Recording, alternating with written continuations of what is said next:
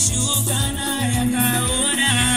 Mwanamke aliyotoka na damu miaka 12, mwanamke aliyotoka na damu miaka 12, aligusa pindo la Yesu naye akapona, aligusa pindo la Yesu naye akapona.